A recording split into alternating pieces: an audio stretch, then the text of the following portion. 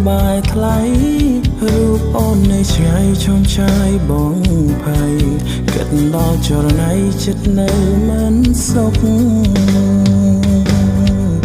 អនុស្សាវរីយ៍គ្រាដែលកន្លងបងនឹងលងធ្លាប់រួមសុខទុក្ខតទៅថ្ងៃមុខតែពុយរួមសុខទុក្ខទៀតបានទេ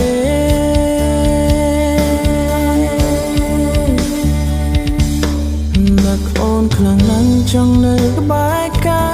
យអារម្មណ៍នៅឆ្ងាយខ្វល់ខ្វាយអ្នកឯង